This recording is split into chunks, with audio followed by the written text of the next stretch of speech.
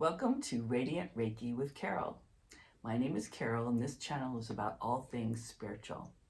Today we're going to be talking about the importance of lifting each other up in our universe. We can all excel in whatever we do by lifting each other up. There's a big shift in our universe happening right now, and we're moving out of ego and competitiveness and into spiritual wholeness.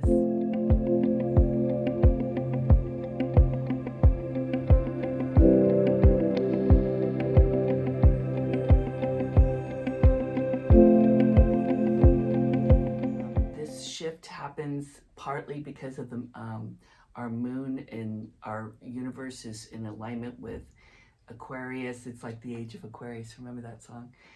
So because of that, we are moving, which is my sign, by the way, we're all moving into this new age of wholeness, spiritual wholeness, and what's good for the community versus just what's good for the number one.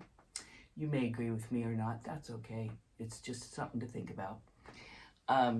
So saying positive things about others and lifting others up versus saying negative things. If you feel the need to put others down, that means that you really don't love yourself. If you have to put others down to make yourself feel better about yourself, that means you need to work on your self-love. So there's a previous video on self-love, and that talks about how we're all mirrors for each other in how we feel about ourselves. For example, when you walk into a room full of people, maybe that you know or don't know, it could be a party.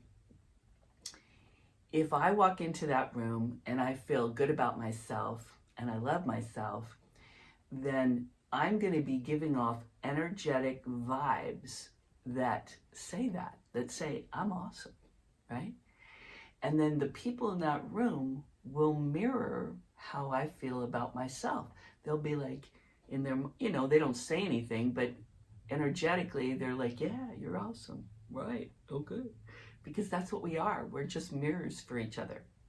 If I walk into the room and I'm not feeling like I love myself, and I'm like, yeah, you probably don't want to talk to me, and I don't make eye contact usually, right?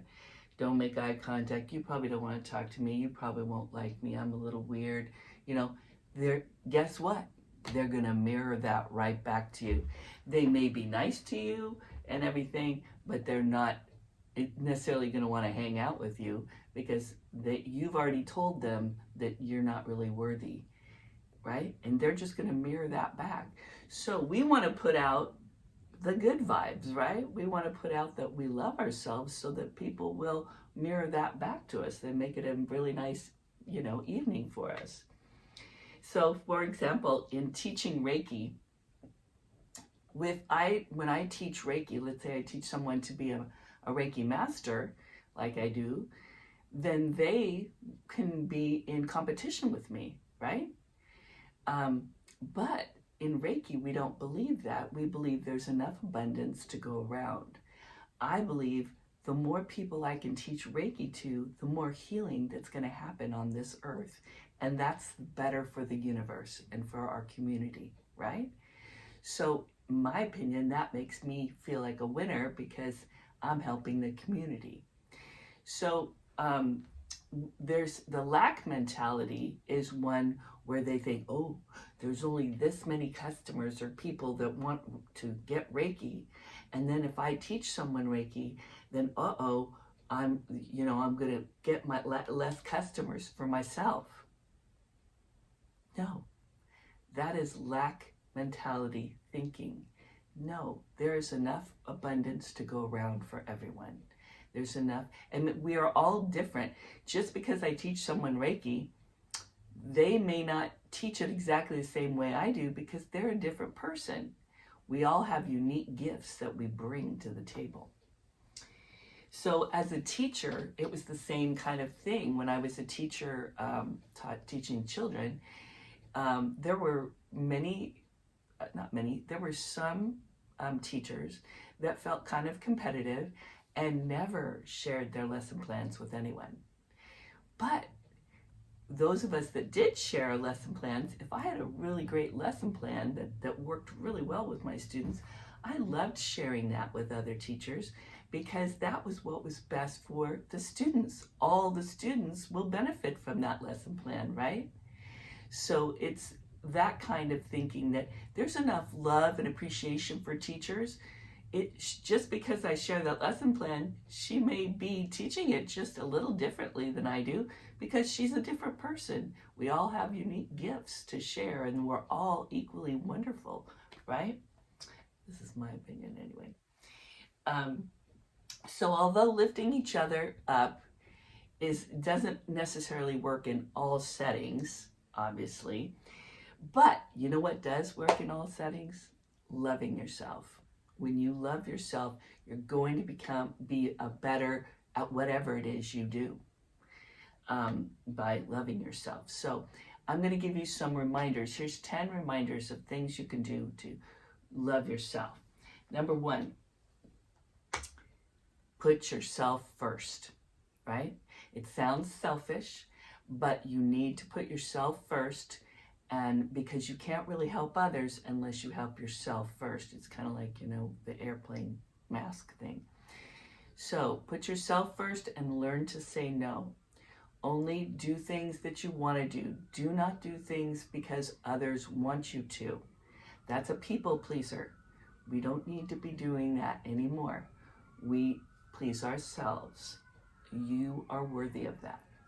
Number 2, keep a self-love journal. Now, this is a little difficult at first. So you go to write you got to write at least one thing you love about yourself every day. It gets a little hard after a while. You're like, okay, now what am I going to write? But you can listen to other people and how they compliment you and stuff, and maybe use some of those ideas. But once you've written all that you can about, after, I don't know, a few weeks, and you've written as much as you can about yourself and that you love yourself, go back and read those things that you've written and read them out loud. And the reason why I say that, any self-affirmations that you say, that you might want to say about yourself, you got to say them out loud. And the reason is because your subconscious self may not agree with your intelligent mind. Your intelligent mind says, yeah, you're awesome. You're a cool person. But your subconscious still thinks you're that little girl that people were putting down, or people were saying you're not worthy, right? So you have to bring your subconscious up to where your mind is. So by saying these things out loud, it tells your subconscious, yeah, we're awesome. We're cool people, right? So make sure you read them out loud. And if you can do that every day, that's really going to help a lot. Always keep the talk about yourself positive. This, again, goes into your psyche.